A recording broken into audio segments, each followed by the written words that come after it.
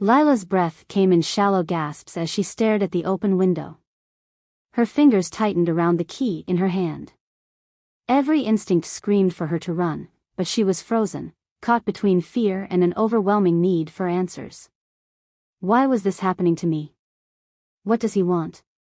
Her phone buzzed on the table, breaking the silence. Lila flinched, nearly dropping the key. The caller ID read unknown. Her heart pounded as she picked it up. "Hello?" she whispered. "Did you like my gift?" The voice was low, calm, and unmistakable. It was Tom. "Tom, you need to stop this," Lila said, her voice trembling. "You're scaring me." "I don't mean to scare you," he said softly. "I just want you to understand. You listened to me once, and now I need you to listen again." "Tom, where are you?" she demanded, trying to sound braver than she felt. "Closer than you think," he replied before the line went dead. The silence in the room was deafening.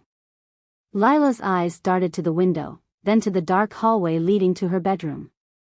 Every shadow seemed alive, every creak of the floorboard a threat. And then she saw it, a faint reflection in the mirror across the room. A figure stood in the doorway behind her. Lila spun around, clutching the key like a weapon. "Stay back," she shouted, but the doorway was empty. The key in her hand suddenly felt warm, almost pulsing. Desperation surged through her as she thought of the basement door Tom had mentioned. Was the key meant for that? Was there something there she needed to find? "I can't do this alone," she thought. Grabbing her phone, she called Mia. "Mia, I need you to come over."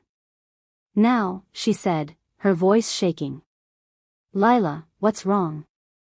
Mia asked, her concern evident. "It's Tom. He's here. I think he left me something, a key. I think it's for his ex's basement." "Lila, this sounds insane.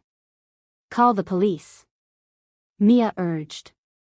But Lila couldn't explain it. Some invisible force pulled her toward the truth, toward the basement. "I need to see what's down there. Meet me at Sarah's house." An hour later, Lila and Mia stood outside Sarah's home, the key clutched tightly in Lila's hand. Sarah met them at the door, her face pale. "You really think this key is for the basement?" Sarah asked, her voice trembling. "I don't know," Lila admitted. "But I have to find out." Together, they descended into the basement. The air grew colder with each step, and the dim light cast long, eerie shadows on the walls. Lila's hand shook as she inserted the key into a small, rusty lock on an old chest in the corner. The lock clicked, and the lid creaked open. Inside were dozens of Polaroid photos, journals, and letters, all documenting Tom's life. His heartbreak. His obsession with Sarah. And a final note addressed to Lila. "If you're reading this, you're the only one who ever truly listened to me. You saw me for who I was, even when I couldn't see myself. I'm sorry for everything. I hope this brings you peace. Tom."